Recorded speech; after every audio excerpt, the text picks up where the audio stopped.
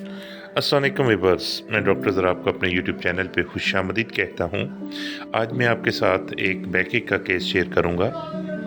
ये केस है एक 28 साला मेल पेशेंट का जो मेरे पास आते हैं कमर दर्द की कंप्लेन लेके कि डॉक्टर साहब इस तरह बहुत ज़्यादा दर्द है, उठना बैठना लेटना मेरे लिए मुहाल हुआ हुआ है। तो मैंने जब कुछ पूछना चाहा उनसे कि आपको बैठे भी दर्द है, उठते दर्द है, जैसे हम रूटीन में केस टेकिंग करते हैं, या क्या हुआ, को वज़न उठाया था या कुछ भी, तो पेशेंट ने ना इरिटेट हो के कहा, नहीं नहीं डॉक्टर साहब मनो और कुछ भी नहीं, सिर्फ दर्द है। मैंने कहा ठीक है, मैंने कहा बैठे मैं चेक करता हूँ। रूटीन में जैसे हम फिज़िकल चेकअप करते हैं, मैंने देखने के बाद ना मैंने थोड़ा सा चेकअप करने के बाद उनसे दोबारा क्वेश्चन करना चाहा। इतनी देर में पेशेंट जो है ना टेबल पे, मेरे डेस्क पे, पेशेंट स्टूल पे बैठा हुआ था, उठ खड़ा हुआ, उठा चला फिरा, जैसे बंदा थोड़ा सा बेचैन सा होता है, ऐसी कैफियत थी। तो मैं क्या इसके साथ आपको कोई और प्रॉब्लम, कोई घबराहट या कुछ हो? फिर उसने इरिटेबिलिटी के अंदाज में ही ना, गुस्से के अंदाज में बोला, नहीं नहीं नहीं नहीं नहीं और कुछ भी नहीं, सिर्फ दर्द है। तो आपके पास कोई टीका है वो लगा दें, कोई दवाई है वो दे दें, बहुत ज़्यादा दर्द है मुझे। मैंने कहा ठीक है जनाब। बस इतनी केस टेकिंग थी। मरीज़ की इस कैफियत को मद्देनज़र रखते हुए मैंने उन्हें मेडिसिन दी। पेशेंट चूँकि रोज़े की हालत में मेरे पास आए थे, रोज़ा रखा हुआ था उन्होंने। मैं चाहता था कि उन्हें दवाई पिलाऊं, लेकिन उन्होंने कहा जी मेरा रोज़ा है। मैं क्या पैसे करें कि ये डोज़, एक टैबलेट आपने रोज़े के फ़ौरन बाद ज़ुबान के नीचे रख लेनी है, और बाकी जो दवाई है प्लासिबो के तौर पे मैंने दी। मैंने कहा ये आपने 2 दिन सुबह शाम खानी। जब पेशेंट मेरे पास आए तो वो तकरीबन शाम के 4, साढ़े 4, 5 का टाइम था। दवाई लेके चले गए। अफ्तारी के, रोज़ा खुलने के कोई 1 घंटे बाद मरीज़ दोबारा आ गई। दोबारा आके मुझे कहता है, डॉक्टर साहब वो जो आपने पहली गोली दी है ना ज़ुबान के नीचे रखने वाली, वो मुझे 3-4 और बना दें। मैं कहा जी क्या हाल है आपका दर्द का? कहता है जी अल्हम्दुलिल्लाह मैं काफ़ी बेहतर फील करता हूँ। बल्कि उसने प्रैक्टिकली मुझे बैठ के उठ के दिखाया भी कि डॉक्टर साहब अल्हम्दुलिल्लाह मैं तो काफ़ी बेहतर हूँ। तो उस ये पहली गोली से मुझे काफ़ी जो है वो पेन जो है वो मेरा कम होना शुरू हो गया था, और मैं अब काफ़ी बेहतर हूँ। मैंने सोचा चले मैं थोड़ी सी वो एक टैबलेट मुझे आप 2-3 और दे दें, 1-2 दिन में मैं बिल्कुल ठीक हो जाऊँ। हल्का फुल्का भी है, लेकिन पहले से मैं काफ़ी बेहतर हूँ। ये मरीज़ का रिस्पॉन्ड था, जो कि बड़ा ही क्विक और बड़ा फास्ट था। अब देखते हैं हम इस केस में हमने किया क्या या दिया क्या। पेशेंट जब मेरे पास आता है तो वो सबसे पहली चीज़ क्या थी? सबसे पहला ये था कि जब मैंने उनसे सवाल पूछा तो वो थोड़ा सा इरिटेट होना शुरू हो गए।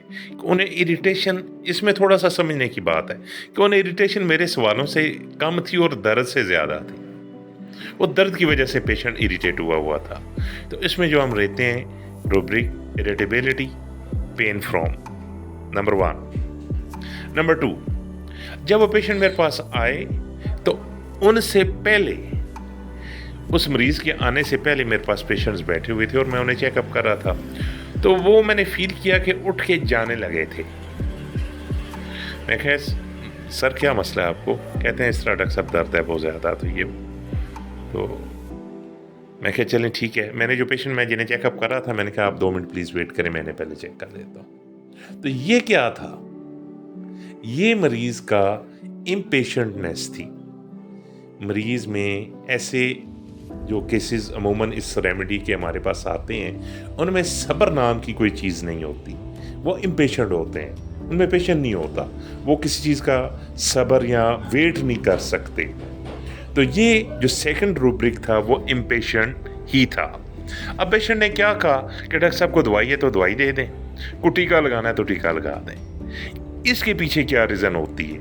इसके पीछे होता है मरीज़ का माइंडसेट कि मैं जल्दी ठीक हो जाऊं, मुझे कोई ऐसी चीज़ दी जाए जिससे फिल फॉर मैं ठीक हो जाऊं। और इसमें जो रूब्रिक हम लेते हैं वो carried desire to be carried fast होता है। तीसरा रूब्रिक जो है वो हमारा carried desire to be carried fast था।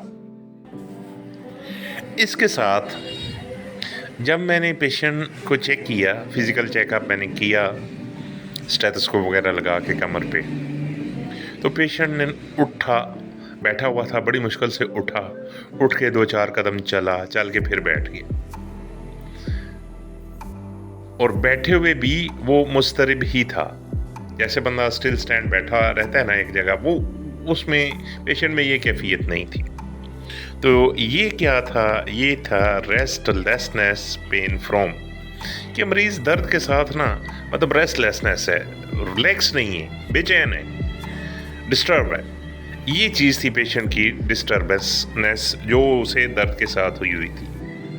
ये जब सारे रूब्रिक, उस वक्त टू बी वेरी ऑनेस्ट मैंने रिपर्टराइज नहीं किया था केस, बस इन 3-4 चीज़ों को मद्देनज़र रखते हुए मैंने उन्हें आर्सेनिक एल्बम 200 की, जो फर्स्ट डोज वो आर्सेनिक एल्बम 200 थी जो मैंने उन्हें दी। तो मैंने ऐसे जनरली कह दिया कि इसको जाके अपने ज़ुबान के नीचे रख लें। तो आर्सेनिक एल्बम 200 की उस डोज से with the grace of God उनका पेन जो है वो बहुत हद तक तकरीबन 80% फर्स्ट डोज से ही कम हो गया। और उसके बाद पेशेंट जब मेरे पास आया तो उन्होंने कहा जी मुझे और गोलियां बना दें। फिर मैंने उनसे एक सवाल किया कंफर्मेशन के लिए। कंफर्म तो था कि रिलीफ हो गया, तो कंफर्म था कि रेमेडी जो है वो वेल सेलेक्टेड थी उनके अकॉर्डिंग टू कंडीशन। लेकिन एक सवाल मैंने उनसे पूछा कि डॉक्टर सर आपने कोई खाने पीने में गड़बड़ ऐसी की थी कि जिसके साथ दर्द हुआ? कहते हैं नहीं सर, मैं तो बड़ी एहतियात करता हूँ, सफाई सुथराई का बड़ा ख्याल रखता हूँ, खाने पीने में मैं बड़ी एहतियात करता हूँ, बिल्कुल कोई ऐसी चीज़ नहीं खाता जो इरिटेट करे, मैं बहुत एहतियात करके सारा कुछ करता हूँ, लेकिन उसके बावजूद तकलीफ जो है वो हुई है। तो ये चीज़ जो थी कंफर्मेटरी एक रूब्रिक था।